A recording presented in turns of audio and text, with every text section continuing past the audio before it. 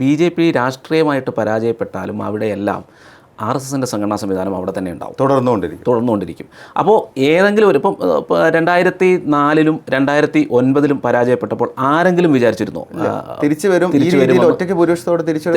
ആരും പ്രതീക്ഷിച്ചില്ല. അത് തീർച്ചയായും നരേന്ദ്രമോദി എന്ന അദ്ദേഹത്തിൻ്റെ പ്രഭാവവും അതിനൊപ്പം തന്നെ സംഘടനാ തലത്തിൽ പ്രവർത്തിക്കാൻ കഴിയുന്നൊരു സംവിധാനം അവിടെ കാലങ്ങളായിട്ട് കിടന്നതുകൊണ്ടാണ് അതുണ്ടായത്. കാര്യം എവിടെ പോയാലും ഈ ഒരു സംവിധാനം അവിടെ താഴെത്തട്ടിലുണ്ടാവും. അത് തോറ്റാലും ഉണ്ടാവും, ജയിച്ചാലും ഉണ്ടാവും. അതായത് സംഘടനാ തലത്തിൽ ഇപ്പോൾ എന്തെങ്കിലും പ്രശ്നം ഉണ്ടായാൽ അല്ലെങ്കിൽ എല്ലാവരും RSSനെ വിട്ടുപോയാൽ എന്ത് ചെയ്യും, ഒന്നേന്ന് ശാഖ തുടങ്ങും എന്നുള്ളൊരു സ്വഭാവം, സംഘടനാ സ്വഭാവം RSSൻ്റേതായിട്ടുണ്ട്. അത് എവിടെയും അങ്ങനെയാണ്. അതിപ്പോൾ കേരളത്തിൽ എത്ര കാലമായി?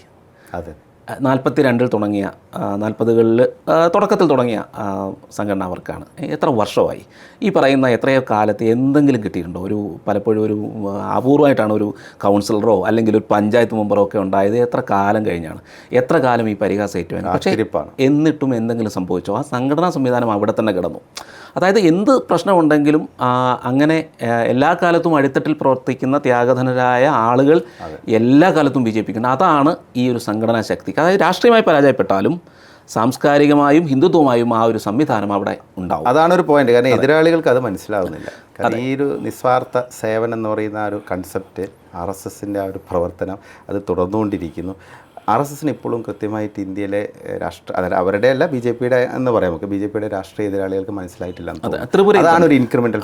ഇപ്പോൾ ത്രിപുരയിൽ ജയിച്ചത് വളരെ എളുപ്പം ജയിച്ചു എന്നുള്ളത് പറയുമ്പോൾ നമ്മൾ പലതും കുറച്ച് പുറകോട്ട് ചിന്തിക്കേണ്ടി വരും. കാരണം ത്രിപുരയിൽ TNLF ഉൾപ്പെടെ, അതായത് വിഘടനവാദ സംഘടനകൾ തട്ടിക്കൊണ്ടുപോയി കൊലപ്പെടുത്തിയ പ്രചാരകന്മാർ എത്രയോ പേരുണ്ട്. കേരളത്തിൽ നിന്നുള്ളവർ വരെയുണ്ട്. ആ ഒരു വടക്ക് കിഴക്കൻ സംസ്ഥാനങ്ങൾ വെറുതെ ജയിച്ചതല്ല, അത് കേരളത്തിൽ നിന്ന് ഉൾപ്പെടെ പോയി അവിടെ പ്രവർത്തിച്ച് അവരെയൊക്കെ പലരെയും വധിച്ചിട്ടുണ്ട് അവിടെ ഈ വിഘടനവാദി സംഘടനകൾ.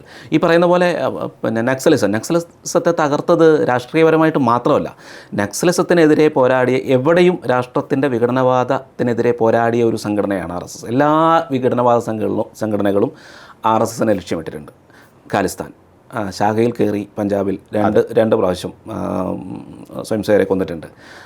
വാറങ്കലിൽ ABVPക്കാരെ നക്സലുകൾ കൊന്നിട്ടുണ്ട്. വിഘടനവാദി സംഘടനകൾ ഇവിടെ നമ്മുടെ നോർത്ത് ഈസ്റ്റിൽ, പിന്നെ എല്ലായിടത്തും എവിടെയാണ് ഇസ്ലാമിക ഭീകരവാദികൾ കശ്മീരിൽ എല്ലായിടത്തും നടന്നിട്ടുണ്ട്. ആ രാഷ്ട്രത്തിനെതിരെ നിൽക്കുന്ന എല്ലാ സംഘടനകളും ഒരുപോലെ എതിർക്കുന്ന ഒരു പ്രസ്ഥാനമാണ് RSS. അത് തന്നെയാണ് അതിൻ്റെ ഏറ്റവും വലിയ മഹത്വം.